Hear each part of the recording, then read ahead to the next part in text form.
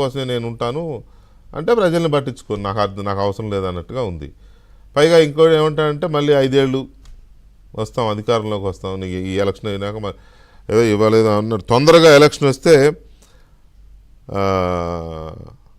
చంద్రబాబుని దింపేస్తారంట ప్రజలు. తొందరగా ఎందుకు వస్తాయి నాకు అర్థం కాలే.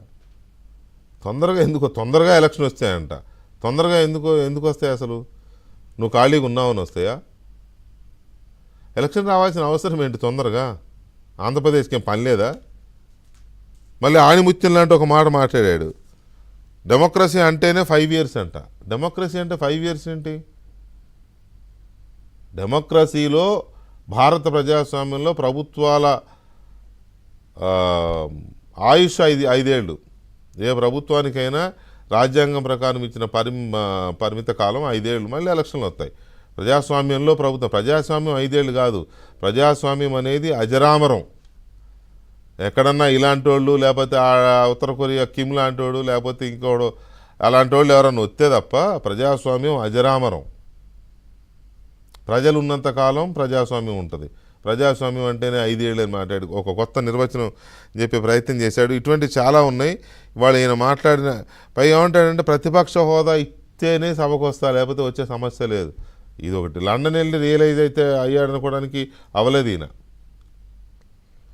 కనీసం మనం తిరిగి వెళ్ళి మళ్ళీ ప్రజల తరఫున అసెంబ్లీకి వెళ్దాం, ప్రజల సమస్యల గురించి మాట్లాడదాం అసెంబ్లీలో అని అనుకుంటాడేమో. అనుకుంటే ప్రతిపక్ష హోదా ఇస్తేనే వెళ్తాడంట. ఇంకొక వింత కోరిక, అది వింత కూడా కాదు, అది వింత కూడా కాదు. కరెక్ట్గా చెప్పాలంటే ఈయన ఏదో కోల్పోయాడు. Honestly I'm sorry to say, దాన్ని ఏమంటారంటే ప్రాక్టికాలిటీని కోల్పోయాడు. ప్రాక్టికల్గా ఆలోచించడాన్ని కోల్పోయాడు.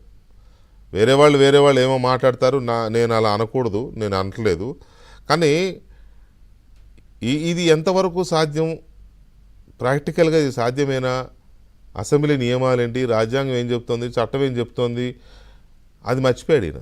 నా కోసం తయారు చేయండి రాజ్యాంగాలు, నా కోసం తయారు చేయండి చట్టాలు. ఇందాక నేను చెప్పే కదా ఉత్తర కొరియా అట్లా ఉంది. ఎందుకు అంటున్నానంటే ఈ మాట, ముఖ్యమంత్రికి ఇచ్చినంత సమయం తనకి ఇవ్వాలంట మాట్లాడడానికి. ఇవాళ మాట్లాడిన మాటలు ఆయన ముఖ్యమంత్రికి ఇచ్చినంత సమయం ఈయనకి ఇస్తారా?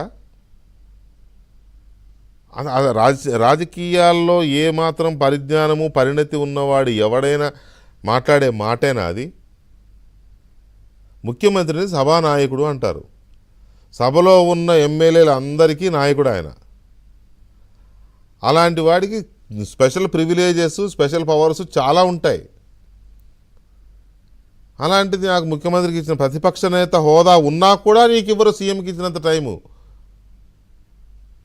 ఏదో గౌరవం కొద్దీ ఇస్తారు కాసేపు ఎక్కువ టైం, కానీ you are nothing more than not more than MLA, any other member of assembly. ఇంకో మాట అంటాడు, నాకు కూడా సాధారణ ఎమ్మెల్యే లాగా టైం ఇచ్చే కాడికి నేను ఎందుకు అసెంబ్లీ వెళ్ళాలి అంటే, ఎమ్మెల్యే అంటే అంత చీప్ అయిపోయిందా? మిగతా ఎమ్మెల్యేలాగా ఇచ్చే టైం నాకు ఇస్తే నేను ఎందుకు అసెంబ్లీకి వెళ్ళాలి? ఏం మాట్లాడుతున్నారు జగన్మోహన్ రెడ్డి గారు మీరు? మామూలు ఎమ్మెల్యేలాగా నేను కూర్చోలేను అసెంబ్లీలో అనుకుంటే please resign to your MLA post. పౌరుషం ఉంటే మీకు. ఆఫ్టర్ ఆల్ ఎమ్మెల్యేలాగా అసెంబ్లీలో కూర్చోవడం ఎందుకని మీకు అనిపిస్తే, మీరు అన్నారు ఇవాళ ఆ మాట, కూర్చోవాలి అని ఎందుకు కూర్చోవాలి అనుకుంటే వదిలేయండి. తర్వాత మళ్ళీ ఎప్పుడో పోటీ చేసి అప్పుడు మళ్ళీ ప్రతిపక్ష హోదానో లేదా ముఖ్యమంత్రి హోదానో వస్తే అప్పుడు వెళ్ళండి అసెంబ్లీకి. ఎందుకు ఇంత చీప్గా డెమోక్రసీని కించపరుస్తున్నారు మీరు, అసెంబ్లీని కించపరుస్తున్నారు మీరు, 174 మంది ఎమ్మెల్యేలను కించపరుస్తున్నారు.